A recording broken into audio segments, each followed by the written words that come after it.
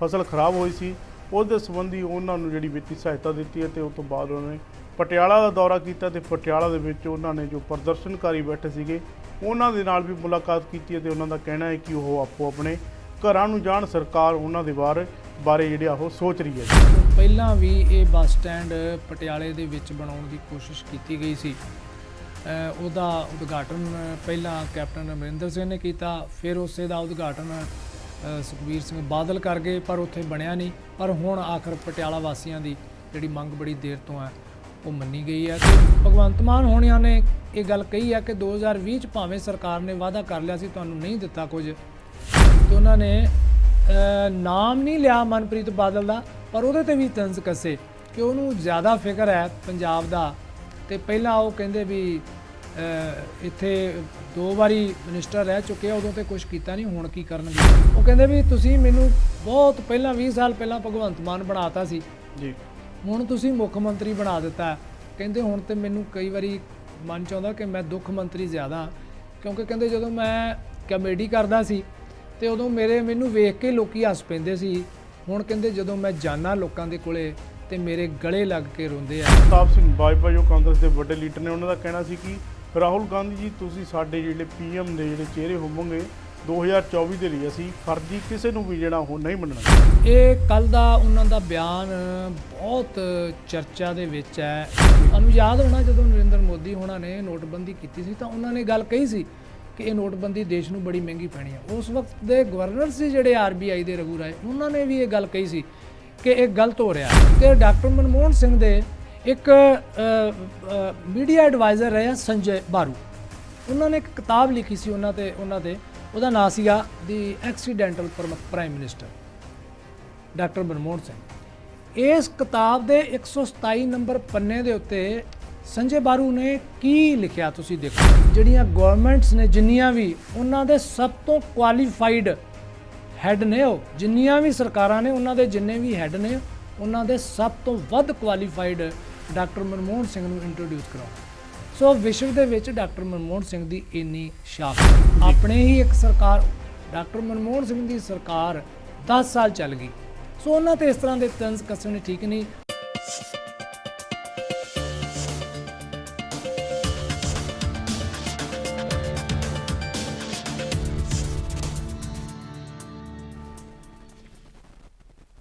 D5 channel Punjabi ਦੇਖ ਰਹੇ ਸਾਰੇ ਦਰਸ਼ਕਾਂ ਦਾ ਸਵਾਗਤ ਹੈ। ਮੈਂ ਸੁਖਬੀਰ ਸਿੰਘ ਪ੍ਰੋਗਰਾਮ ਇੱਕ ਮੇਰੀ ਵੀ ਸੁਣੋ ਲੈ ਕੇ ਹਾਜ਼ਰ ਹਾਂ, ਜਿਸ ਦੇ ਵਿੱਚ ਅਸੀਂ ਵੱਖੋ ਵੱਖਰੇ ਮੁੱਦਿਆਂ ਤੇ ਚਰਚਾ ਕਰਦੇ ਤੇ ਚਰਚਾ ਕਰਨ ਲਈ ਸਾਡੇ ਨਾਲ ਨੇ D5 ਦੇ ਗਰੁੱਪ ਐਡੀਟਰ ਅਮਰਜੀਤ ਸਿੰਘ ਜੀ ਬੜਾਇਆ। ਚਾਹੋ ਉਹਨਾਂ ਦਾ ਸਵਾਗਤ ਕਰੀਏ। ਸਤਿ ਸ਼੍ਰੀ ਅਕਾਲ ਜੀ। ਸਤਿ ਸ਼੍ਰੀ ਅਕਾਲ ਸਾਰੇ ਦਰਸ਼ਕਾਂ ਨੂੰ ਤੇ ਪੰਗੂ ਸਾਹਿਬ ਤੁਹਾਨੂੰ ਵੀ ਜੀ। ਜੇਕਰ ਗੱਲ ਕੀਤੀ ਹੈ ਪੰਜਾਬ ਦੇ ਮੁੱਖ ਮੰਤਰੀ ਭਗਵੰਤ ਮਾਨ ਦੀ, ਤਾਂ ਭਗਵੰਤ ਮਾਨ ਅਬੋਹਰ ਵਿਖੇ ਪਹੁੰਚੇ, ਜਿੱਥੇ ਉਹਨਾਂ ਨੇ ਕਿਸਾਨਾਂ ਦੀ ਜੋ ਫਸਲ ਖਰਾਬ ਹੋਈ ਸੀ ਉਹਦੇ ਸੰਬੰਧੀ ਉਹਨਾਂ ਨੂੰ ਜਿਹੜੀ ਵਿੱਤੀ ਸਹਾਇਤਾ ਦਿੱਤੀ ਹੈ ਤੇ ਉਸ ਤੋਂ ਬਾਅਦ ਉਹਨਾਂ ਨੇ ਪਟਿਆਲਾ ਦਾ ਦੌਰਾ ਕੀਤਾ ਤੇ ਪਟਿਆਲਾ ਦੇ ਵਿੱਚ ਉਹਨਾਂ ਨੇ ਜੋ ਪ੍ਰਦਰਸ਼ਨਕਾਰੀ ਬੈਠੇ ਸੀਗੇ ਉਹਨਾਂ ਦੇ ਨਾਲ ਵੀ ਮੁਲਾਕਾਤ ਕੀਤੀ ਹੈ ਤੇ ਉਹਨਾਂ ਦਾ ਕਹਿਣਾ ਹੈ ਕਿ ਉਹ ਆਪੋ ਆਪਣੇ ਘਰਾਂ ਨੂੰ ਜਾਣ, ਸਰਕਾਰ ਉਹਨਾਂ ਦੇ ਬਾਰੇ ਜਿਹੜਾ ਉਹ ਸੋਚ ਰਹੀ ਹੈ। ਜੀ ਸਾਡੇ ਮੁੱਖ ਮੰਤਰੀ ਭਗਵੰਤ ਮਾਨ ਹੋਣੀ ਅੱਜ ਉਹਨਾਂ ਦਾ ਇੱਕ ਲੰਮਾ ਦੌਰਾ ਸੀ ਚੰਡੀਗੜ੍ਹ ਤੋਂ ਲੈ ਕੇ ਅਬੋਹਰ ਤੱਕ ਦਾ ਜੀ, ਤੇ ਉਹਦੇ ਵਿੱਚ ਉਹ ਪਹਿਲਾਂ ਪਟਿਆਲੇ ਆਏ। ਪਟਿਆਲੇ ਉਹਨਾਂ ਨੇ ਬੱਸ ਸਟੈਂਡ ਦਾ ਦੌਰਾ ਕੀਤਾ ਜਿਹੜਾ ਬਣ ਰਿਹਾ, ਬਹੁਤ ਵਧੀਆ ਬੱਸ ਸਟੈਂਡ ਪਟਿਆਲੇ ਦੇ ਵਿੱਚ ਬਣ ਰਿਹਾ ਹੈ। ਜਦੋਂ ਤੁਸੀਂ ਪਟਿਆਲੇ ਨੂੰ ਚੰਡੀਗੜ੍ਹ ਜਾਂਦੇ ਹੋ ਤੇ ਬਾਈਪਾਸ ਹੈ ਉੱਥੇ, ਜਿਹੜਾ ਉਹਨੂੰ ਸਰਹੰਦ ਬਾਈਪਾਸ ਕਹਿੰਦੇ ਆ ਅਸੀਂ, ਤੇ ਉਹ ਜਾਂਦਾ ਹੈ ਸੰਗਰੂਰ ਨੂੰ, ਉੱਥੇ ਬੱਸ ਸਟੈਂਡ ਬਣ ਰਿਹਾ ਬਹੁਤ ਵੱਡਾ, ਬਹੁਤ ਸੋਹਣਾ ਆਧੁਨਿਕ ਸਹੂਲਤਾਂ ਦੇ ਨਾਲ। ਉਹ ਵੈਸੇ ਉਹਦੀ ਸ਼ੁਰੂਆਤ ਤਾਂ ਕੀਤੀ ਸੀਗੀ ਕੈਪਟਨ ਅਮਰਿੰਦਰ ਸਿੰਘ ਹੋਣਾ ਨੇ ਜਦੋਂ ਉਹ ਪਿਛਲੀ ਵਾਰ ਮੁੱਖ ਮੰਤਰੀ ਸੀਗੇ, ਪਰ ਉਹਨਾਂ ਦੇ ਸਮੇਂ ਉਹ ਬਣ ਨਹੀਂ ਸਕਿਆ ਕਿਉਂਕਿ ਸਰਕਾਰ ਬਦਲ ਗਈ। ਉਸ ਤੋਂ ਬਾਅਦ ਮੁੱਖ ਮੰਤਰੀ ਚੰਨੀ ਆ ਗਏ। ਲੇਕਿਨ ਪੰਜਾਬ ਦੇ ਇਸ ਬੱਸ ਸਟੈਂਡ ਦੀ ਸਥਿਤੀ ਇਹ ਰਹੀ ਹੈ ਕਿ ਇਸ ਤੋਂ ਪਹਿਲਾਂ ਵੀ ਇਹ ਬੱਸ ਸਟੈਂਡ ਪਟਿਆਲੇ ਦੇ ਵਿੱਚ ਬਣਾਉਣ ਦੀ ਕੋਸ਼ਿਸ਼ ਕੀਤੀ ਗਈ ਸੀ। ਉਹਦਾ ਉਦਘਾਟਨ ਪਹਿਲਾਂ ਕੈਪਟਨ ਅਮਰਿੰਦਰ ਸਿੰਘ ਨੇ ਕੀਤਾ, ਫਿਰ ਉਸੇ ਦਾ ਉਦਘਾਟਨ ਸੁਖਬੀਰ ਸਿੰਘ ਬਾਦਲ ਕਰ ਗਏ, ਪਰ ਉੱਥੇ ਬਣਿਆ ਨਹੀਂ। ਪਰ ਹੁਣ ਆਖਰ ਪਟਿਆਲਾ ਵਾਸੀਆਂ ਦੀ ਜਿਹੜੀ ਮੰਗ ਬੜੀ ਦੇਰ ਤੋਂ ਹੈ ਉਹ ਮੰਨੀ ਗਈ ਹੈ ਤੇ ਅਪ੍ਰੈਲ ਦੇ ਵਿੱਚ ਚਾਂਸ ਹੈ ਕਿ ਇਹ ਹੋ ਸਕਦਾ ਖੁੱਲ੍ਹ ਜਾਵੇ। ਇਸ ਤੋਂ ਇਲਾਵਾ ਹੋਰ ਵੀ ਪ੍ਰੋਜੈਕਟਾਂ ਦਾ ਉਹਨਾਂ ਨੇ ਉੱਥੇ ਨਿਰੀਖਣ ਕੀਤਾ ਔਰ ਜਿਹੜਾ ਉਹ ਨੀਂਹ ਪੱਥਰ ਵੀ ਜਿਹੜੇ ਰੱਖੇ ਆ। ਇਸ ਤੋਂ ਬਾਅਦ ਜਾਂਦਿਆਂ ਉਹਨਾਂ ਨੂੰ ਜਿਹੜੇ ਪ੍ਰਦਰਸ਼ਨਕਾਰੀ ਹੈ ਉਹਨਾਂ ਨੇ ਵੀ ਰਸਤੇ ਵਿੱਚ ਸਮਝ ਲਓ ਕਿ ਰੋਕ ਲਿਆ ਤੇ ਉਹ ਬੜੇ ਕਾਰ ਦੇ ਵਿੱਚੋਂ ਨਿਕਲ ਕੇ ਦਰਵਾਜ਼ੇ ਦੀ ਜਿਹੜੀ ਫਰੰਟ ਖਿੜਕੀ ਹੁੰਦੀ ਉਹਦੇ ਉੱਤੇ ਖੜ ਕੇ ਉਹਨਾਂ ਨੇ ਉਹਨਾਂ ਨਾਲ ਗੱਲਬਾਤ ਕੀਤੀ ਕਿ ਤੁਸੀਂ ਘਰੇ ਬੈਠੋ, ਤੁਹਾਨੂੰ ਕਿਤੇ ਜਾਣ ਦੀ ਲੋੜ ਨਹੀਂ ਹੈਗੀ, ਤੁਹਾਨੂੰ ਵਾਰੀ-ਵਾਰੀ ਤੁਹਾਡੇ ਚੋਂ ਹੀ ਨੌਕਰੀਆਂ ਮਿਲਣਗੀਆਂ, ਬਾਹਰਦਿਆਂ ਨੂੰ ਅਸੀਂ ਨਹੀਂ ਦੇਣੀਆਂ।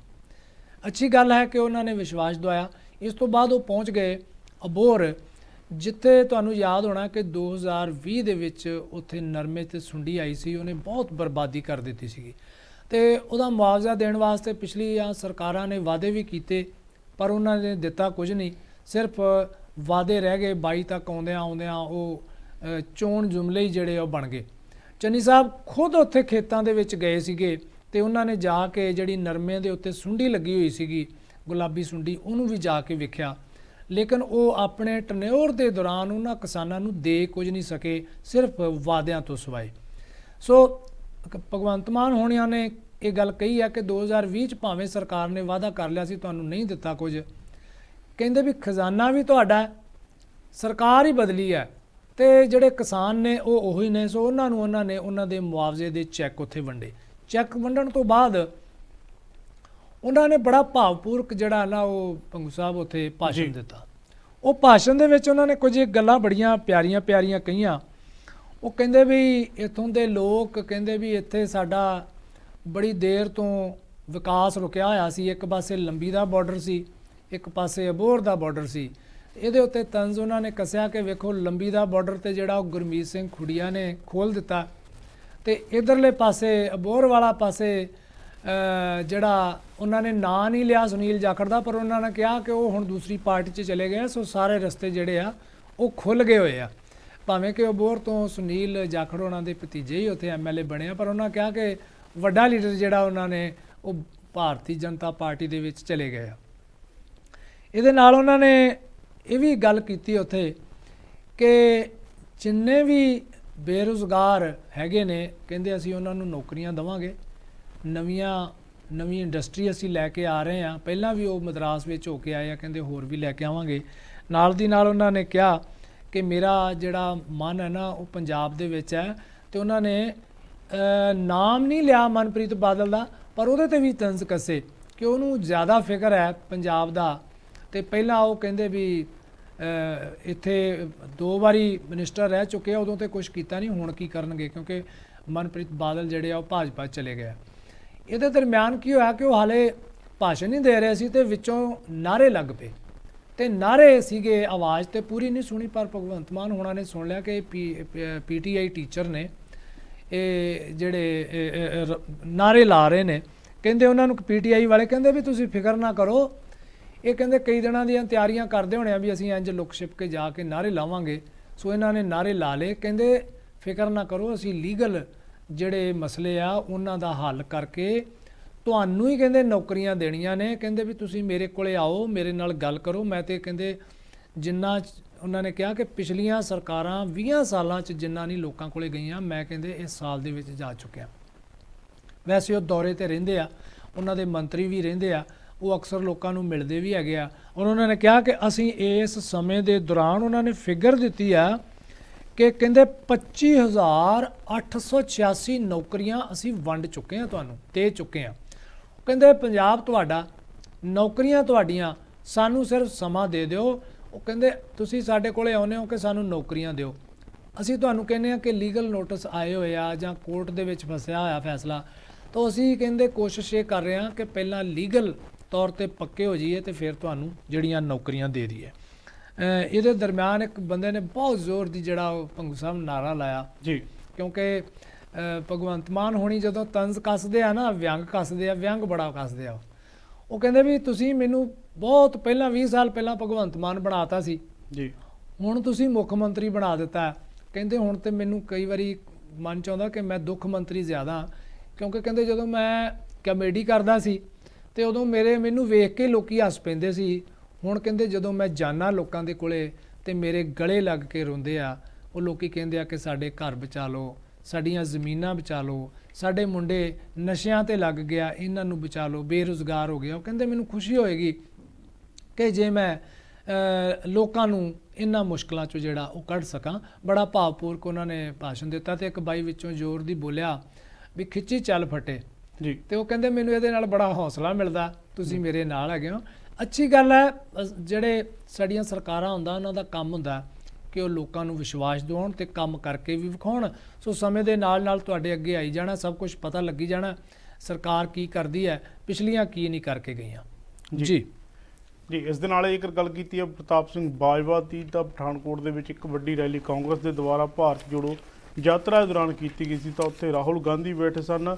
ਤਾਂ ਪ੍ਰਤਾਪ ਸਿੰਘ ਬਾਜਵਾ ਜੋ ਕਾਂਗਰਸ ਦੇ ਵੱਡੇ ਲੀਡਰ ਨੇ, ਉਹਨਾਂ ਦਾ ਕਹਿਣਾ ਸੀ ਕਿ ਰਾਹੁਲ ਗਾਂਧੀ ਜੀ ਤੁਸੀਂ ਸਾਡੇ ਜਿਹੜੇ ਪੀਐਮ ਦੇ ਜਿਹੜੇ ਚਿਹਰੇ ਹੋਵੋਗੇ 2024 ਦੇ ਲਈ, ਅਸੀਂ ਫਰਜ਼ੀ ਕਿਸੇ ਨੂੰ ਵੀ ਜਿਹੜਾ ਉਹ ਨਹੀਂ ਮੰਨਣਾ ਜੀ। ਇਹ ਕੱਲ ਦਾ ਉਹਨਾਂ ਦਾ ਬਿਆਨ ਬਹੁਤ ਚਰਚਾ ਦੇ ਵਿੱਚ ਹੈ। ਮੈਂ ਵੀ ਉਹਨਾਂ ਦਾ ਪੂਰਾ ਭਾਸ਼ਣ ਸੁਣਿਆ, ਉੱਥੇ ਰਾਜਾ ਵੜਿੰਗ ਵੀ ਬੋਲੇ। ਰਾਜਾ ਵੜਿੰਗ ਨੇ ਤੇ ਬਹੁਤ ਜ਼ੋਰ ਲਾ ਕੇ ਬੋਲਣਾ ਚਾਹਿਆ ਤੇ ਉਹਨਾਂ ਦੇ ਗਲੇ ਹੀ ਬਹਿ ਗਏ। ਉਹਨਾਂ ਨੂੰ ਸ਼ਾਇਦ ਇਹ ਹੋਣਾ ਕਿ ਪਤਾ ਨਹੀਂ ਮੇਰੀ ਉੱਚੀ ਆਵਾਜ਼ ਦੇ ਨਾਲ, ਕਿਉਂਕਿ ਸਪੀਕਰ ਲੱਗੇ ਹੋਏ ਆ ਤੇ ਬਹੁਤੀ ਉੱਚੀ ਬੋਲਣ ਦੀ ਲੋੜ ਨਹੀਂ ਹੁੰਦੀ ਜੀ। ਲੇਕਿਨ ਰਾਹੁਲ ਗਾਂਧੀ ਬੈਠੇ ਹੋਏ ਸੀ ਜੀ, ਇਸ ਕਰਕੇ ਸਾਰੇ ਲੀਡਰਾਂ ਦੀ ਕੋਸ਼ਿਸ਼ ਸੀ ਕਿ ਰਾਹੁਲ ਗਾਂਧੀ ਨੂੰ ਖੁਸ਼ ਕਰ ਲਿਆ ਜਾਵੇ। ਇਸੇ ਕਰਕੇ ਚਰਨਜੀਤ ਚੰਨੀ ਹੋਣਾ ਨੂੰ ਜਦੋਂ ਬੁਲਾਇਆ ਗਿਆ ਤੇ ਉਹ ਨਹੀਂ ਬੋਲੇ ਜੀ, ਕਿਉਂਕਿ ਉਸ ਵਕਤ ਰਾਹੁਲ ਗਾਂਧੀ ਹਾਲੇ ਸਟੇਜ ਤੇ ਨਹੀਂ ਸੀ ਆਏ ਹੋਏ ਜੀ, ਤੇ ਉਹ ਉਦੋਂ ਹੀ ਬੋਲੇ ਜਦੋਂ ਰਾਹੁਲ ਗਾਂਧੀ ਆ ਗਏ, ਕਿਉਂਕਿ ਮਤਲਬ ਵੱਡੇ ਲੀਡਰ ਨੂੰ ਖੁਸ਼ ਕਰਨ ਲਈ ਜਿਹੜੀ ਆ ਉਹ ਚਾਪਲੂਸੀ ਕਰਨੀ ਪੈਂਦੀ ਆ ਜੀ, ਤੇ ਇਹ ਮੌਕਾ ਹੁੰਦਾ ਲੀਡਰਾਂ ਕੋਲੇ। ਇਸ ਮੌਕੇ ਤੇ ਪ੍ਰਤਾਪ ਸਿੰਘ ਬਾਜਵਾ ਜੋ ਮੈਂਬਰ ਪਾਰਲੀਮੈਂਟ ਰਹੇ ਨੇ, ਸੀਨੀਅਰ ਲੀਡਰ ਨੇ, ਇੱਕ ਸਿੱਖ ਨੇ, ਬਹੁਤ ਵਧੀਆ ਬੋਲਦੇ ਨੇ, ਲੌਜਿਕ ਹੈ ਉਹਨਾਂ ਕੋਲੇ, ਪਰ ਉਹਨਾਂ ਦੀ ਇਹ ਗੱਲ ਕਿਸੇ ਦੇ ਹਲਕ ਦੇ ਥੱਲੇ ਉਤਰੀ ਨਹੀਂ ਕਿ ਉਹਨਾਂ ਨੇ ਭਾਵੇਂ ਡਾਕਟਰ ਮਨਮੋਹਨ ਸਿੰਘ ਦਾ ਨਾਂ ਨਹੀਂ ਲਿਆ, ਜਿਹੜੇ 2004 ਦੇ ਵਿੱਚ ਹਿੰਦੁਸਤਾਨ ਦੇ ਮੁੱਖ ਮੰਤਰੀ ਪ੍ਰਧਾਨ ਮੰਤਰੀ ਬਣੇ ਸੀ, ਜਦੋਂ ਕਾਂਗਰਸ ਨੂੰ ਸਮੱਸਿਆ ਆ ਗਈ ਸੀ ਕਿਉਂਕਿ ਸੋਨੀਆ ਗਾਂਧੀ ਨੂੰ ਪ੍ਰਧਾਨ ਮੰਤਰੀ ਮੰਨਣ ਤੋਂ ਜਿਹੜੇ ਆ ਲੋਕ ਇਨਕਾਰੀ ਹੋ ਰਹੇ ਸੀ, ਰੌਲਾ ਪੈ ਗਿਆ ਸੀਗਾ, ਭਾਰਤੀ ਜਨਤਾ ਪਾਰਟੀ ਨੇ ਬਹੁਤ ਵਿਰੋਧ ਕੀਤਾ ਸੀ। ਸੋ ਉਹਨਾਂ ਦਾ ਇਹ ਕਹਿਣਾ, ਇਹ ਗੱਲ ਠੀਕ ਹੈ ਕਿ ਤੁਸੀਂ ਰਾਹੁਲ ਗਾਂਧੀ ਹੋਣਾ ਨੂੰ ਖੁਸ਼ ਕਰਤਾ ਕਿ 2024 ਦੇ ਵਿੱਚ ਤੁਹਾਨੂੰ ਅਸੀਂ ਉਹ ਪ੍ਰਧਾਨ ਮੰਤਰੀ ਬਣਾਉਣਾ, ਇੱਥੋਂ ਤੱਕ ਤਾਂ ਠੀਕ ਸੀ। ਪਰ ਤੁਸੀਂ ਡਾਕਟਰ ਮਨਮੋਹਨ ਸਿੰਘ ਦੇ ਉੱਤੇ ਭਾਵੇਂ ਨਾਂ ਨਹੀਂ ਲਿਆ ਉਹਨਾਂ ਦਾ, ਪਰ ਉਹਨਾਂ ਦੇ ਉੱਤੇ ਤੰਜ਼ ਜਿਹੜਾ ਕੱਸਿਆ, ਉਹ ਮੈਨੂੰ ਲੱਗਦਾ ਹੈ ਕਿ ਉਹ ਪੱਤਰਕਾਰਤਾ ਦੇ ਤੌਰ ਤੇ ਵੀ ਮੈਨੂੰ ਲੱਗਿਆ ਕਿ ਨਹੀਂ, ਉਹ ਤੁਹਾਡੇ ਲਈ ਠੀਕ ਨਹੀਂ ਹੈਗਾ, ਕਿਉਂਕਿ ਡਾਕਟਰ ਮਨਮੋਹਨ ਸਿੰਘ ਇੱਕ ਮੰਨੇ ਪਰਮੰਨਵੇਂ ਵਿਸ਼ਵ ਅਰਥ ਸ਼ਾਸਤਰੀ ਰਹੇ ਆ। ਬਰਾਕ ਓਬਾਮਾ ਵੀ ਉਹਨਾਂ ਤੋਂ ਜਿਹੜੇ ਆ ਉਹ ਆਰਥਿਕ ਨੀਤੀਆਂ ਬਾਰੇ ਪੁੱਛਦੇ ਰਹੇ ਆ। ਤੁਹਾਨੂੰ ਯਾਦ ਹੋਣਾ ਜਦੋਂ ਨਰਿੰਦਰ ਮੋਦੀ ਹੋਣਾ ਨੇ ਨੋਟਬੰਦੀ ਕੀਤੀ ਸੀ ਤਾਂ ਉਹਨਾਂ ਨੇ ਗੱਲ ਕਹੀ ਸੀ ਕਿ ਇਹ ਨੋਟਬੰਦੀ ਦੇਸ਼ ਨੂੰ ਬੜੀ ਮਹਿੰਗੀ ਪੈਣੀ ਹੈ। ਉਸ ਵਕਤ ਦੇ ਗਵਰਨਰ ਸੀ ਜਿਹੜੇ RBI ਦੇ ਰਘੂ ਰਾਏ, ਉਹਨਾਂ ਨੇ ਵੀ ਇਹ ਗੱਲ ਕਹੀ ਸੀ ਕਿ ਇਹ ਗਲਤ ਹੋ ਰਿਹਾ।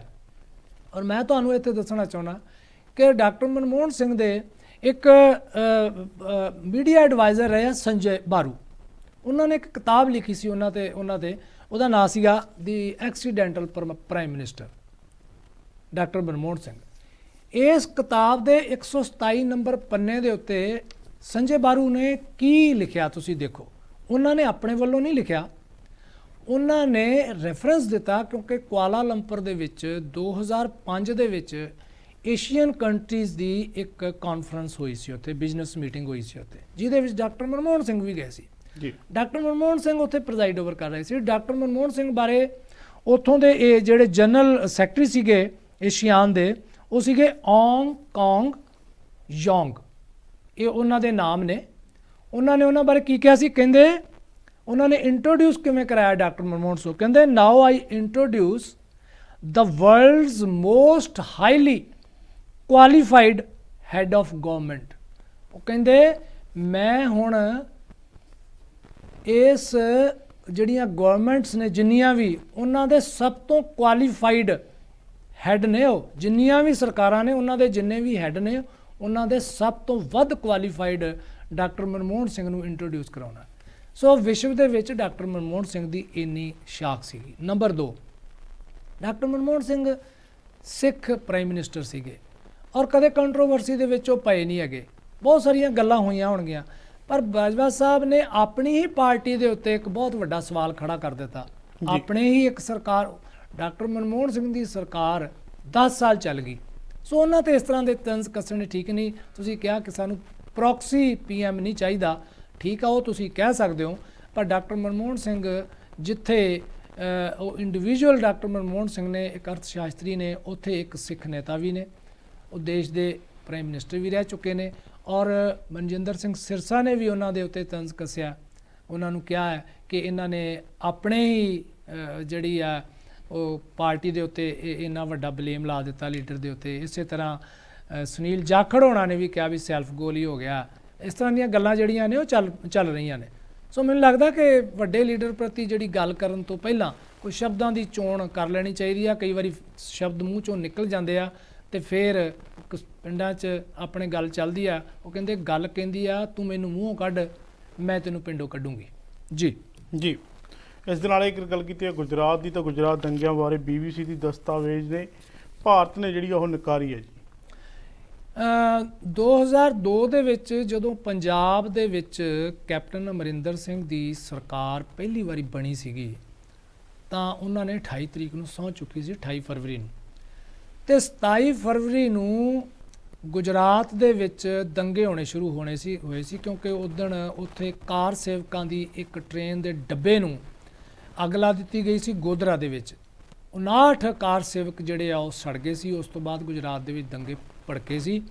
ਉਹਨਾਂ ਦੰਗਿਆਂ ਬਾਰੇ ਬੜੀ ਵਿਸਤਾਰ 'ਚ ਜਾਣ ਦੀ ਲੋੜ ਨਹੀਂ ਹੈ ਕਿ ਉੱਥੇ ਬਹੁਤ ਸਾਰੇ ਜਿਹੜੀਆਂ ਜਾਨਾਂ ਗਈਆਂ, ਬਹੁਤ ਸਾਰੇ ਲੋਕ ਜ਼ਖਮੀ ਹੋਏ, ਲੋਕਾਂ ਦੇ ਘਰ ਬਰਬਾਦ ਹੋ ਗਏ ਔਰ ਇਹ ਸਮਝਿਆ ਜਾ ਰਿਹਾ ਸੀ, ਕਿਹਾ ਜਾ ਰਿਹਾ ਸੀ, ਇਸ ਤਰ੍ਹਾਂ ਦੀਆਂ ਰਿਪੋਰਟਸ ਆਈਆਂ ਨੇ ਕਿ ਉਹ ਦੰਗੇ ਮੁਸਲਮਾਨਾਂ ਦੇ ਖਿਲਾਫ ਹੋਏ ਤੇ ਬਹੁਤ ਸਾਰੇ ਮੁਸਲਮਾਨ ਮਰੇ। ਹਾਲਾਂਕਿ ਉੱਥੇ ਹਿੰਦੂ ਵੀ ਵੱਡੀ ਗਿਣਤੀ ਦੇ ਵਿੱਚ ਉਹਨਾਂ ਦੰਗਿਆਂ ਦੀ ਭੇਂਟ ਜਿਹੜੀ ਚੜ੍ਹੇ ਸੀ। ਉਹਦੇ ਉੱਤੇ BBC ਨੇ ਇੱਕ ਦਸਤਾਵੇਜ਼ੀ ਫਿਲਮ ਬਣਾਈ ਹੈ, ਉਹਨੂੰ ਉਹਨਾਂ ਨੇ ਪਿਛਲੇ ਦਿਨਾਂ ਰਿਲੀਜ਼ ਕੀਤਾ। ਉਹ ਹੈਗੀ ਆ ਇੰਡੀਆ ਦੀ ਮੋਦੀ ਕੁਐਸਚਨ, ਇੰਡੀਆ ਦੀ ਮੋਦੀ ਕੁਐਸਚਨ। ਇਹ ਡਾਕੂਮੈਂਟਰੀ ਹੈ। ਉਹਦੇ ਵਿੱਚ ਉਹਨਾਂ ਨੇ ਉਹ ਕਿਉਂਕਿ ਭਾਵੇਂ ਭਾਰਤ ਨੇ ਉਹ ਰਿਲੀਜ਼ ਹੋਣ ਤੋਂ ਬਾਅਦ ਉਹਦੇ ਉੱਤੇ ਮਿਨਿਸਟਰੀ ਆਫ ਐਕਸਟਰਨਲ ਅਫੇਅਰ ਵੱਲੋਂ ਉੱਥੋਂ ਉਹਨਾਂ ਦੇ ਸਪੋਕਸਮੈਨ ਵੱਲੋਂ ਵੀ ਜਿਹੜਾ ਉਹਦਾ ਖੰਡਨ ਕੀਤਾ ਗਿਆ ਔਰ ਉਹਨਾਂ ਕਿਹਾ ਕਿ ਬਿਲਕੁਲ ਮਿਸਗਾਈਡਡ ਹੈ, ਇਹਦੇ ਵਿੱਚ ਗਲਤ ਗੱਲਾਂ ਦੱਸੀਆਂ ਗਈਆਂ ਹੋਈਆਂ ਨੇ, ਕੋਈ ਸੱਚਾਈ ਨਹੀਂ ਹੈਗੀ। ਸੁਪਰੀਮ ਕੋਰਟ ਨੇ ਵੀ ਬਹੁਤ ਸਾਰੇ ਕੇਸਾਂ ਦੇ ਵਿੱਚ, ਜਾਫਰੀ ਵਾਲੇ ਕੇਸ ਦੇ ਵਿੱਚ ਵੀ ਕਹਿ ਦਿੱਤਾ ਕਿ ਉੱਥੇ ਕੋਈ ਕਨਸਪੀਰੇਸੀ ਵੱਡੀ ਨਹੀਂ ਹੋਈ। ਹੋਰ ਵੀ ਕੇਸ ਜਿਹੜੇ ਆ ਉਹ ਉਹਨਾਂ ਦੇ ਹੱਕ ਵਿੱਚ ਸਰਕਾਰ ਦੇ ਗਏ ਆ, ਭਾਰਤੀ ਜਨਤਾ ਪਾਰਟੀ ਦੇ, ਮੋਦੀ ਜੀ ਦੇ ਹੱਕ ਦੇ ਵਿੱਚ ਗਏ ਆ। ਜਦੋਂ ਐਡੀ ਵੱਡੀ ਸਰਕਾਰ ਨੇ ਅਦਾਲਤ ਨੇ ਕਹਿ ਦਿੱਤਾ, ਸੋ BBC ਦੀ ਰਿਪੋਰਟ ਬਣੀ, ਉਹ ਡਾਕੂਮੈਂਟਰੀ ਰਿਲੀਜ਼ ਹੋਈ ਔਰ ਉਹਦੇ ਵਿੱਚ ਉਹਨਾਂ ਨੇ ਵਿਖਾਇਆ ਹੋਇਆ ਕਿ ਕਿਸ ਤਰ੍ਹਾਂ ਪੁਲਿਸ ਵਾਲੇ ਖੜੇ ਹੋਏ ਆ ਤੇ ਦੰਗਾਈ ਜਿਹੜੇ ਨੇ ਉਹ ਆਪਣਾ ਕੰਮ ਕਰਦੇ ਪਏ, ਦੁਕਾਨਾਂ ਸਾੜਦੇ ਪਏ, ਲੋਕਾਂ ਨੂੰ ਕੁੱਟਦੇ ਪਏ ਆ, ਮਾਰਦੇ ਪਏ ਆ।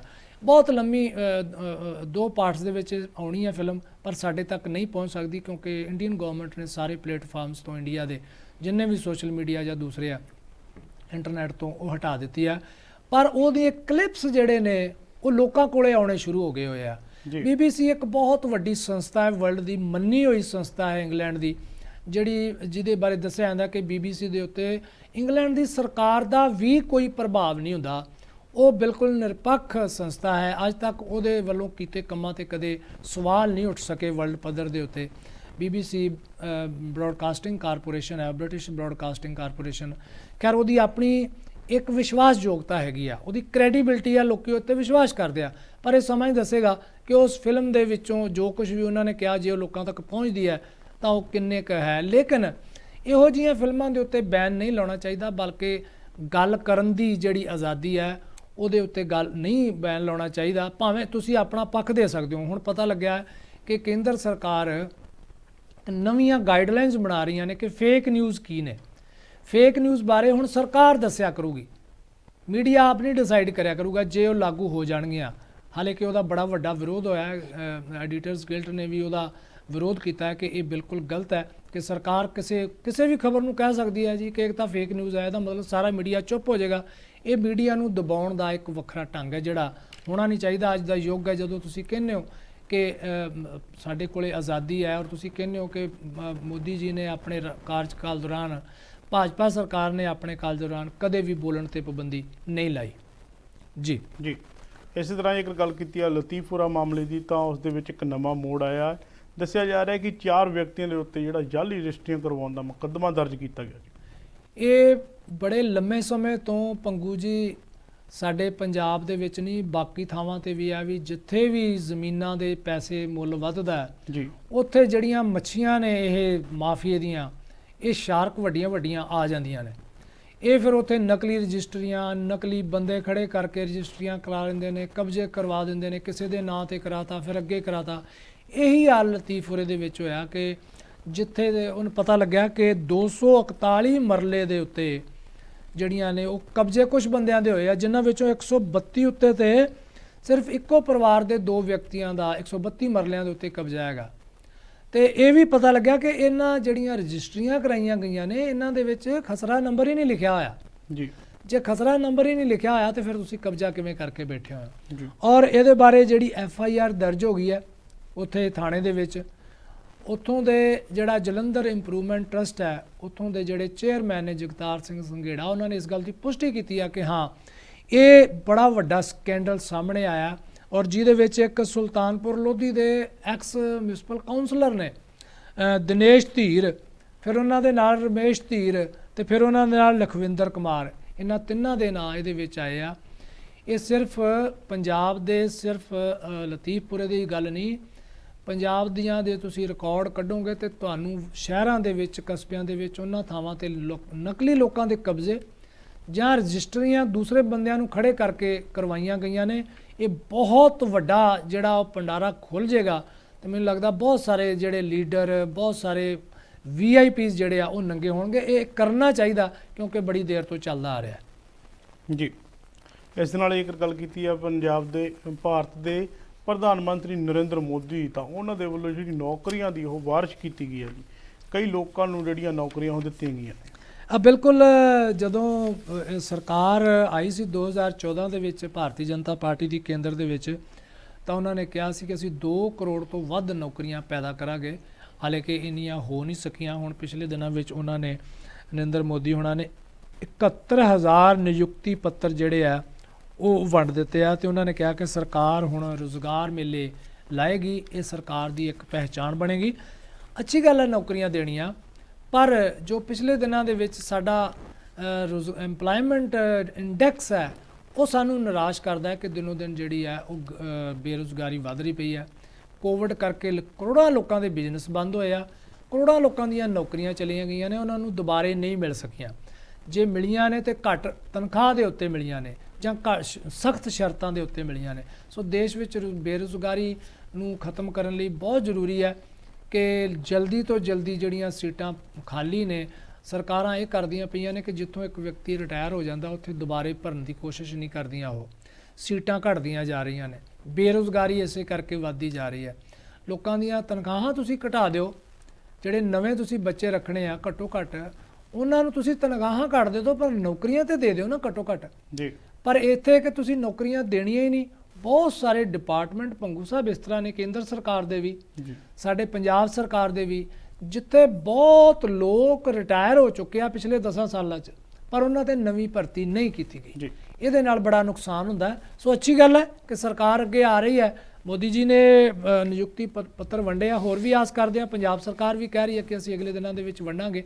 ਉਹ ਵੀ ਪਹਿਲਾਂ 28,000 ਤੋਂ ਵੱਧ ਜਿਹੜੇ 25,886 ਨੌਕਰੀਆਂ ਦੇ ਚੁੱਕਿਆ ਹੋਇਆ ਪੰਜਾਬ ਵੀ ਜੀ। ਜੇਕਰ ਗੱਲ ਕੀਤੀ ਹੈ ਅਮਿਤ ਸ਼ਾਹ ਦੀ, ਤਾਂ ਅਮਿਤ ਸ਼ਾਹ ਨੇ 29 ਜਨਵਰੀ ਨੂੰ ਜਿਹੜਾ ਪਟਿਆਲੇ ਆਉਣਾ ਸੀ, ਪਰ ਜਿਹੜਾ ਇਹ ਉਹਨਾਂ ਦਾ ਦੌਰਾ ਉਹ ਰੱਦ ਕੀਤਾ ਗਿਆ, ਅੱਗੇ ਮੁਲਤਵੀ ਕਰ ਦਿੱਤਾ ਗਿਆ।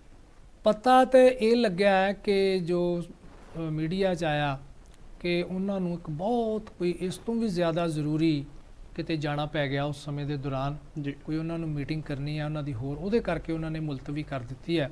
ਪਰ ਬਿਲਕੁਲ ਐ ਨੇੜੇ ਆ ਕੇ ਅੱਜ ਹੁਣ ਦੇਖੋ 20 ਤਾਰੀਖ ਹੈ ਤੇ 3-4 ਦਿਨ ਪਹਿਲਾਂ ਤਿਆਰੀਆਂ ਸ਼ੁਰੂ ਹੋ ਜਾਂਦੀਆਂ ਸੀ। ਸੋ ਇਸ ਕਰਕੇ ਉਹਨਾਂ ਦੀ ਮੁਲਤਵੀ ਤਾਂ ਹੋ ਗਈ ਹੈ ਰੈਲੀ, ਪਰ ਇਹਦੇ ਨਾਲ ਇਹ ਕਿ ਰੈਲੀ ਹੋਏਗੀ ਜ਼ਰੂਰ, ਕਿਉਂਕਿ ਇਹ ਗੱਲਾਂ ਸੁਣਨ ਵਿੱਚ ਆ ਰਹੀਆਂ ਨੇ ਕਿ ਪੰਜਾਬ ਦਾ ਇੱਕ ਬਹੁਤ ਵੱਡਾ ਹੋਰ ਲੀਡਰ ਕਾਂਗਰਸ ਪਾਰਟੀ ਦਾ ਜੋ ਪਟਿਆਲੇ ਨਾਲ ਹੀ ਸੰਬੰਧਿਤ ਹੈ, ਅੱਛੇ ਘਰਾਣੇ ਨਾਲ ਸੰਬੰਧਿਤ ਹੈ, ਉਹ ਵੀ ਭਾਰਤੀ ਜਨਤਾ ਪਾਰਟੀ ਵਿੱਚ ਜਲਦੀ ਜਾਣ ਲਈ ਤਿਆਰ ਬੈਠੇ ਆ ਜੀ। ਅਸੀਂ ਉਹਨਾਂ ਦਾ ਨਾਮ ਤੇ ਨਹੀਂ ਹਾਲੇ ਲੈ ਸਕਦੇ ਕਿਉਂਕਿ ਹਾਲੇ ਉਹ ਗੁੱਝੀ ਗੱਲ ਹੈਗੀ ਆ, ਪਰ ਤੁਸੀਂ ਸਮਝ ਗਏ ਹੋਗੇ ਕਿ ਉਹਨਾਂ ਦਾ ਵੱਡਾ ਪਰਿਵਾਰ ਪਹਿਲਾਂ ਭਾਰਤੀ ਜਨਤਾ ਪਾਰਟੀ 'ਚ ਜਾ ਚੁੱਕਿਆ। ਦੂਸਰਾ ਇਹ ਵੀ ਪਤਾ ਲੱਗਿਆ ਕਿ ਜਿਹੜਾ ਲੋਕਲ ਯੂਨਿਟ ਹੈ ਇੱਥੇ ਤੇ ਭਾਰਤੀ ਜਨਤਾ ਪਾਰਟੀ ਦੇ ਉਹਨਾਂ ਦੇ ਵਿੱਚ ਬਣ ਨਹੀਂ ਰਹੀ, ਹਾਲੇ ਕੁਝ ਗੱਲਾਂ ਤੈਅ ਨਹੀਂ ਹੋਈਆਂ, ਸ਼ਾਇਦ ਇਹ ਤਾਂ ਗੱਲ ਹਾਲੇ ਸਪਸ਼ਟ ਨਹੀਂ ਹੋਈ। ਪਰ ਇੱਕ ਗੱਲ ਜ਼ਰੂਰ ਹੈ ਕਿ ਇਹ ਰੈਲੀ ਹੋਏਗੀ ਔਰ ਉਹਦੇ ਵਿੱਚ ਬਹੁਤ ਸਾਰੇ ਲੀਡਰ ਹੋਰ ਵੀ ਭਾਰਤੀ ਜਨਤਾ ਪਾਰਟੀ ਦੇ ਵਿੱਚ ਜਾਣਗੇ ਕਿਉਂਕਿ ਚੋਣਾਂ ਨੇੜੇ ਆ ਰਹੀਆਂ ਨੇ।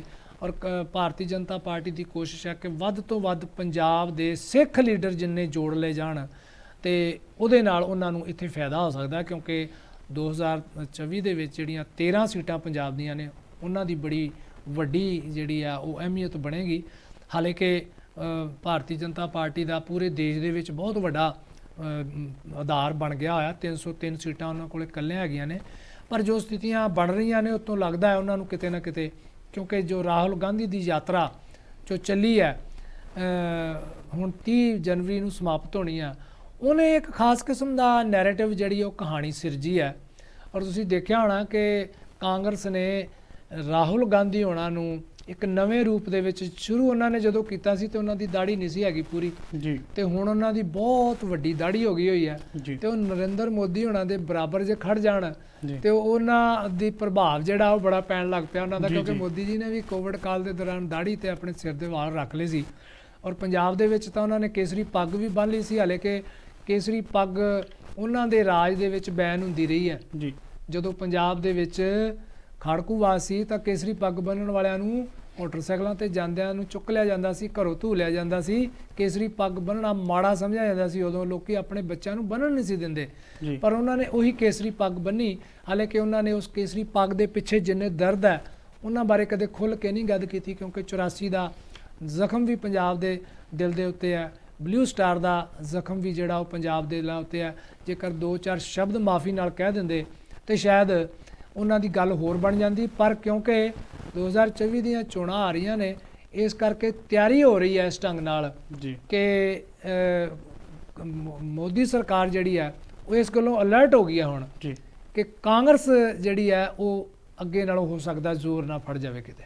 ਜੀ, ਜੀ, ਇਸ ਦੇ ਨਾਲ ਇੱਕ ਗੱਲ ਕੀਤੀ ਜਾਵੇ, ਲਾਲਜੀਤ ਭੁੱਲਰ ਜੋ ਕਿ ਟਰਾਂਸਪੋਰਟ ਮੰਤਰੀ ਨੇ, ਤਾਂ ਉਹਨਾਂ ਨੇ ਛਾਪਾ ਮਾਰਿਆ ਜਿਸ ਦੌਰਾਨ ਅਧਿਕਾਰੀਆਂ ਨੂੰ ਭਾਜਣਾ ਪਾਈਆਂ ਤੇ ਮੁਲਾਜ਼ਮਾਂ ਤੇ ਅਧਿਕਾਰੀਆਂ ਦੀ ਝਾੜ ਵੀ ਕੀਤੀ ਹੈ। ਬਿਲਕੁਲ। ਲਾਲਜੀਤ ਭੁੱਲਰ ਹੋਣੀ ਪਹਿਲਾਂ ਵੀ ਛਾਪੇ ਮਾਰ ਚੁੱਕੇ ਹੋਏ ਆ। ਜੀ, ਇਹਨਾਂ ਦੇ ਭਗਵੰਤ ਮਾਨ ਸਰਕਾਰ ਦੇ ਬਾਕੀ ਮੰਤਰੀਆਂ ਨੇ, ਈਵਨ ਭਗਵੰਤ ਮਾਨ ਹੋਣੀ ਖੁਦ ਵੀ ਜਾਂਦੇ ਜਾਂਦੇ ਹਸਪਤਾਲ ਪਟਿਆਲੇ ਰੁਕ ਕੇ, ਉਂਝ ਵੀ ਕਈ ਥਾਵਾਂ ਤੇ ਰੁਕ ਜਾਂਦੇ ਆ।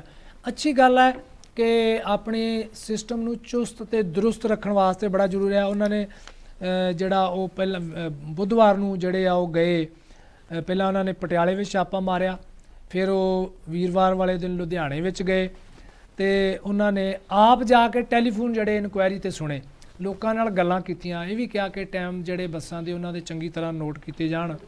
ਬਜ਼ੁਰਗਾਂ ਨਾਲ ਉਹਨਾਂ ਨੇ ਕਹਿੰਦੇ ਉੱਥੇ ਗੱਲਾਂ ਕੀਤੀਆਂ ਤੇ ਡਰਾਈਵਰਾਂ ਨੂੰ ਹੁਕਮ ਦਿੱਤੇ ਕਿ ਔਰਤਾਂ ਤੇ ਬਜ਼ੁਰਗਾਂ ਦਾ ਖਾਸ ਤੌਰ ਤੇ ਧਿਆਨ ਰੱਖਿਆ ਜਾਵੇ। ਤੇ ਉਹਨਾਂ ਨੇ ਇਹ ਵੀ ਨਿਰਦੇਸ਼ ਦਿੱਤੇ ਕਿ ਟੈਕਸ ਭਰੇ ਬਿਨਾਂ ਬੱਸਾਂ ਚੱਲ ਰਹੀਆਂ ਨੇ ਸਾਰੀਆਂ ਉਹ ਜ਼ਬਤ ਕੀਤੀਆਂ ਜਾਣਗੀਆਂ ਤੇ ਚਲਾਨ ਕੱਟੇ ਜਿਹੜੇ ਆ ਉਹਨਾਂ ਦੇ ਚਲਾਨ ਕੱਟੇ ਜਾਣੇ ਚਾਹੀਦੇ ਆ। ਚੰਗੀ ਗੱਲ ਹੈ ਆਪਣੇ ਸਿਸਟਮ ਨੂੰ ਚੁਸਤ ਤੇ ਦਰੁਸਤ ਰੱਖਣ ਵਾਸਤੇ ਮੰਤਰੀਆਂ ਨੂੰ ਕਦੇ-ਕਦੇ, ਪਰ ਕਿਉਂਕਿ ਮੰਤਰੀ ਦਾ ਕੰਮ ਜਿਹੜਾ ਉਹ ਛਾਪੇ ਮਾਰਨੇ ਨਹੀਂ ਹੈਗੇ ਕਿ ਉਹ ਸਟਾਫ ਦੇ ਆਪਣੇ ਥੱਲੇ ਵਾਲੀ ਜਿਹੜੀ ਮਸ਼ੀਨਰੀ ਹੈ ਅਗਰ ਉਹਨੂੰ ਜ਼ਿਆਦਾ ਚੁਸਤ ਤੇ ਦਰੁਸਤ ਕਰਨ, ਉਹ ਛਾਪੇ ਮਾਰਨ ਜਾ ਕੇ, ਤੇ ਮੈਂ ਸਮਝਦਾ ਕਿ ਹੋਰ ਵੀ ਵਧੀਆ ਰਿਜ਼ਲਟ ਜਿਹੜਾ ਉਹ ਆ ਸਕਦਾ। ਜੀ ਪੰਗੂ ਜੀ, ਇਸ ਦੇ ਨਾਲ ਇੱਕ ਗੱਲ ਕੀਤੀ ਹੈ ਭਗਵੰਤ ਮਾਨ ਦੀ, ਤਾਂ ਭਗਵੰਤ ਮਾਨ ਸਰਕਾਰ ਦੇ ਲਈ ਸਰਦਰਦੀ ਬਣਦਾ ਜਾ ਰਿਹਾ, ਜੋ ਮੋਹਾਲੀ ਸਿੱਖਾਂ ਨੇ ਜਿਹੜਾ ਮੋਰਚਾ ਲਗਾਇਆ ਹੋਇਆ। ਦੇਖੋ ਪਿਛਲੇ ਦਿਨਾਂ ਦੇ ਵਿੱਚ ਉੱਥੇ SGPC ਦੇ ਪ੍ਰਧਾਨ ਐਡਵੋਕੇਟ ਹਰਜਿੰਦਰ ਸਿੰਘ ਧਾਮੀ ਜਦੋਂ ਗਏ ਸੀ ਤਾਂ ਉਹਨਾਂ ਤੇ ਹਮਲਾ ਹੋਇਆ ਸੀ, ਔਰ ਰੱਬ ਦਾ ਸ਼ੁਕਰ ਹੈ ਕਿ ਉਹਨਾਂ ਨੂੰ ਕੋਈ ਸੱਟ ਨਹੀਂ ਵੱਜੀ। ਜਿਹੜੇ ਹਿਸਾਬ ਨਾਲ ਉਹਨਾਂ ਦੀ ਗੱਡੀ ਤੇ ਹਮਲਾ ਕੀਤਾ ਗਿਆ ਉਹ ਸੱਚਮੁੱਚ ਖਤਰਨਾਕ ਹੋ ਸਕਦਾ ਸੀ ਪੰਗੂ ਸਾਹਿਬ। ਇਹ ਗੱਲ ਮਾੜੀ ਹੈ, ਕਿਸੇ ਤੇ ਹਮਲਾ ਨਹੀਂ ਕਰਨਾ ਚਾਹੀਦਾ, ਬੋਲਣ ਦਾ ਸਾਰਿਆਂ ਨੂੰ ਅਧਿਕਾਰ ਹੈ। ਪਰ ਇਹ ਮਸਲਾ ਕਿਉਂਕਿ ਜਿਹੜੀ ਕੌਮੀ ਇਨਸਾਫ ਮੋਰਚਾ ਹੈ ਉਹ ਲੈ ਗਏ ਨੇ ਚੰਡੀਗੜ੍ਹ ਦੀਆਂ ਬਰੂਹਾਂ ਦੇ ਉੱਤੇ। ਚੰਡੀਗੜ੍ਹ ਤੇ ਮੋਹਾਲੀ ਦਾ ਜਿਹੜਾ ਬਾਰਡਰ ਹੈ ਉੱਥੇ ਉਹਨਾਂ ਨੇ ਮੋਰਚਾ ਲਾ ਲਿਆ, ਪੱਕੇ ਉਹਨਾਂ ਨੇ ਮੋਰਚੇ ਲਾ ਲਿਆ ਕਿ ਬੇਅਦਬੀ ਵਾਲਿਆਂ ਨੂੰ ਇਨਸਾਫ ਦਿਵਾਉਣਾ ਹੈ। ਤੇ ਇਸੇ ਤਰ੍ਹਾਂ ਉਹਨਾਂ ਨੇ ਗੱਲ ਕੀਤੀ ਹੈ ਕਿ ਜਿਹੜਾ ਬਹਿਬਲ ਕਲਾਂ ਤੇ ਕੋਟਕਪੂਰਾ ਦੇ ਵਿੱਚ ਗੋਲੀ ਕਾਂਡ ਹੋਇਆ ਤੇ ਬੰਦੀ ਸਿੱਖਾਂ ਦਾ ਸਭ ਤੋਂ ਵੱਡਾ ਮਸਲਾ ਬਣ ਗਿਆ ਹੋਇਆ ਕਿ ਬੰਦੀ ਸਿੱਖ ਜਿਹੜੇ ਆਪਣੀਆਂ ਜੇਲ੍ਹਾਂ ਪੂਰੀਆਂ ਕਰ ਚੁੱਕੇ ਹਨ, ਉਹਨਾਂ ਨੇ ਕੀ ਕਸੂਰ ਕੀਤਾ ਹੈ ਕਿ ਸਰਕਾਰ ਉਹਨਾਂ ਨੂੰ ਛੱਡਦੀ ਨਹੀਂ ਹੈਗੀ। ਇਹ ਮਸਲਾ ਇਸ ਕਰਕੇ ਵੱਡਾ ਬਣਦਾ ਜਾ ਰਿਹਾ ਹੁਣ ਕਿ ਹਿੰਦੁਸਤਾਨ ਦੀ ਸਰਕਾਰ ਨੇ ਬਾਕੀ ਕਈ ਥਾਵਾਂ ਤੇ ਜੇਲ੍ਹਾਂ ਦੇ ਵਿੱਚ ਆਪਣੀ ਕੈਦ ਪੂਰੀ ਕਰ ਚੁੱਕੇ ਕੈਦੀਆਂ ਨੂੰ ਛੱਡਤਾ। ਜਿਵੇਂ ਰਾਜੀਵ ਗਾਂਧੀ ਦੇ ਕਾਤਲਾਂ ਨੂੰ ਉਹਨਾਂ ਨੇ ਸਜ਼ਾ ਜਿਹੜੀ ਉਹਨਾਂ ਦੀ ਪੂਰੀ ਹੋਣ ਤੋਂ ਬਾਅਦ ਰਿਹਾ ਕਰ ਦਿੱਤਾ। ਗੁਜਰਾਤ ਦੇ ਵਿੱਚ 2002 ਦੇ ਦੰਗਿਆਂ ਦੇ ਵੇਲੇ ਜਿਹੜੇ ਕਾਤਲ ਸੀਗੇ, ਬਿਲਕਿਸ ਬਾਨੋ ਦੇ ਕਾਤਲ ਜਿਹੜੇ ਪਰਿਵਾਰ ਦੇ ਕਾਤਲ ਸੀਗੇ, ਰੇਪਿਸਟ ਸੀ, ਉਹਨਾਂ ਨੂੰ ਛੱਡ ਦਿੱਤਾ ਗਿਆ, ਉਹਨਾਂ ਨੂੰ ਹਾਰ ਪਾਏ ਗਏ, ਲੱਡੂ ਵੰਡੇ ਗਏ। ਤਾਂ ਫਿਰ ਸਿੱਖਾਂ ਦੇ ਕੈਦੀ ਨੇ ਜਿਹੜੇ ਬੰਦੀ ਸਿੰਘ ਨੇ ਉਹਨਾਂ ਨੂੰ ਕਿਉਂ ਨਹੀਂ ਛੱਡ ਰਹੀ ਸਰਕਾਰ? ਇਹ ਮਸਲਾ ਜਿੱਥੇ ਪਹਿਲਾਂ ਸਿਰਫ ਉਹਨਾਂ ਬੰਦਿਆਂ ਦਾ ਸੀ ਥੋੜ੍ਹਾ ਜ਼ਿਆਦਾ, ਹੁਣ ਇਹ ਪੂਰੀ ਸਿੱਖ ਕੌਮ ਦੇ ਲਈ ਇੱਕ ਚੈਲੰਜ ਬਣ ਗਿਆ। ਲੋਕ ਇਹ ਗੱਲ ਕਰਨ ਲੱਗ ਪਿਆ ਕਿ ਸਿੱਖਾਂ ਦੇ ਵਿੱਚ ਦਮ ਨਹੀਂ ਹੈਗਾ, ਇਸ ਕਰਕੇ ਸਰਕਾਰ ਉਹਨਾਂ ਨੂੰ ਦਬਾ ਰਹੀ ਹੈ ਔਰ ਬੰਦੀ ਸਿੰਘਾਂ ਨੂੰ ਨਾ ਛੱਡ ਕੇ ਉਹ ਇੱਕ ਖਾਸ ਕਿਸਮ ਦਾ ਪੈਂਤੜਾ ਚੱਲਣਾ ਚਾਹੁੰਦੀ ਹੈ। ਸੱਚਮੁੱਚ ਇਹ ਖਤਰਨਾਕ ਹੈ। ਸਰਕਾਰਾਂ ਨੂੰ, ਜਿਵੇਂ ਸਾਡੇ ਕੇਂਦਰ ਦੇ ਵਿੱਚ ਨਰਿੰਦਰ ਮੋਦੀ ਜੀ ਨੇ ਪਿਛਲੇ ਦਿਨਾਂ ਦੇ ਵਿੱਚ ਸਿੱਖਾਂ ਪ੍ਰਤੀ ਬਹੁਤ ਉਦਾਰਤਾ ਵਿਖਾਈ ਹੈਗੀ ਹੈ ਔਰ ਉਹ ਉਂਗਲਾਂ ਤੇ ਗਿਣਦੇ ਆ ਕਿ ਅਸੀਂ ਪਿਛਲੇ ਸਮੇਂ ਦੇ ਵਿੱਚ ਕੀ ਕੁਝ ਕਰ ਦਿੱਤਾ ਹੈ। ਲਾਂਘਾ ਖੋਲ੍ਹ ਦਿੱਤਾ, ਕਹਿੰਦੇ ਅਸੀਂ ਗੁਰੂ ਤੇਗ ਬਹਾਦਰ ਜੀ ਦਾ ਜਿਹੜਾ ਉਹ ਸ਼ਹੀਦੀ ਪੁਰਬ ਮਨਾਇਆ। ਇਸੇ ਤਰ੍ਹਾਂ ਉਹ ਕਹਿੰਦੇ ਅਸੀਂ ਜਿਹੜੇ ਜਿੰਨੇ ਵੀ ਗੁਰਦੁਆਰੇ ਨੇ ਉੱਥੇ ਮਦਦ ਕਰਦੇ ਪਏ ਨੇ। ਉਹਨਾਂ ਨੇ ਵੱਖ-ਵੱਖ ਲੀਡਰਾਂ ਨੂੰ ਜਿਹੜਾ ਉਹ ਆਪਣੇ ਵਿੱਚ ਜੋੜਿਆ। ਮਾਈਨੋਰਟੀ ਕਮਿਸ਼ਨ ਦਾ ਚੇਅਰਮੈਨ ਸਿੱਖ ਇਕਬਾਲ ਸਿੰਘ ਲਾਲਪੁਰਾ ਨੂੰ ਬਣਾਇਆ। ਵੀਰਵਾਲ ਦਿਵਸ ਜੀ, ਅਤੇ ਵੀਰਵਾਲ ਦਿਵਸ ਜਿਹੜਾ ਉਹ ਸ਼ਹੀਦੀ ਜੋੜ ਮੇਲ ਤੇ ਜਿਹੜਾ ਮਨਾਇਆ ਜਾਂਦਾ ਸ਼ਹੀਦ ਸਾਹਿਬਜ਼ਾਦਿਆਂ ਦੀ ਸ਼ਹੀਦੀ ਨੂੰ ਲੈ ਕੇ। ਤਾਂ ਇਹਨਾਂ ਸਾਰਿਆਂ ਨੂੰ ਜਦੋਂ ਦੇਖਿਆ ਜਾਂਦਾ ਹੈ ਕਿ ਇਹ ਤਾਂ ਤੁਸੀਂ ਕਰਦੇ ਪਏ ਹੋ, ਪਰ ਬੰਦੀ ਸਿੰਘਾਂ ਨੂੰ ਕਿਉਂ ਨਹੀਂ ਛੱਡ ਰਹੇ? ਇਹ ਬੜਾ ਵੱਡਾ ਮਸਲਾ ਹੈ ਔਰ ਸਾਡੀ ਕੇਂਦਰ ਸਰਕਾਰ ਨੂੰ ਇਸ ਬਾਰੇ ਜਲਦੀ ਤੋਂ ਜਲਦੀ 26 ਜਨਵਰੀ ਨੂੰ ਇਹ ਤੋਹਫੇ ਦੇ ਤੌਰ ਤੇ ਸਮਝੋ, ਹਾਲੇ ਕਿ ਉਹਨਾਂ ਦੀ ਜ਼ਿੰਦਗੀ ਜੇਲ੍ਹਾਂ 'ਚੋਂ ਨਿਕਲ ਚੁੱਕੀ ਹੈ। ਉਹਨਾਂ ਨੂੰ ਵਿਚਾਰਿਆਂ ਨੂੰ ਕੁਝ ਨਹੀਂ ਮਿਲਣਾ, ਉਹਨਾਂ ਨੇ ਸਿਰਫ ਆਪਣੇ ਘਰਾਂ 'ਚ ਪਰਿਵਾਰਾਂ ਬੱਚਿਆਂ ਕੋਲ ਹੀ ਆਉਣਾ ਹੈ। ਉਹਨਾਂ ਦੀਆਂ ਜ਼ਿੰਦਗੀਆਂ ਨਿਕਲ ਗਈਆਂ ਉੱਥੇ ਨੇ। ਪਰ ਇਹ 26 ਜਨਵਰੀ ਤੇ ਕੇਂਦਰ ਸਰਕਾਰ ਨੂੰ ਸਿੱਖਾਂ ਨੂੰ ਘੱਟੋ ਘੱਟ ਇਸ ਪੱਖੋਂ ਤਸੱਲੀ ਦੇਣੀ ਚਾਹੀਦੀ ਹੈ ਕਿ ਉਹਨਾਂ ਨੂੰ ਰਿਹਾ ਕਰ ਦੇਣਾ ਚਾਹੀਦਾ। ਜੀ ਧੰਨਵਾਦ ਜੀ। ਇਸ ਨਾਲ ਸਾਡੇ ਨਾਲ ਗਰੁੱਪ ਐਡੀਟਰ ਅਮਰਜੀਤ ਸਿੰਘ ਜੀ ਬੜੈਚ, ਜਿਨ੍ਹਾਂ ਨੇ ਵੱਖੋ ਵੱਖਰੇ ਮੁੱਦੇ ਤੇ ਚਰਚਾ ਕੀਤੀ ਹੈ। ਜਲਦ ਨਵਾਂ ਪ੍ਰੋਗਰਾਮ ਲੈ ਕੇ ਹਾਜ਼ਰ ਹੋਵਾਂਗੇ। ਸਾਨੂੰ ਦਿਓ ਇਜਾਜ਼ਤ। ਧੰਨਵਾਦ।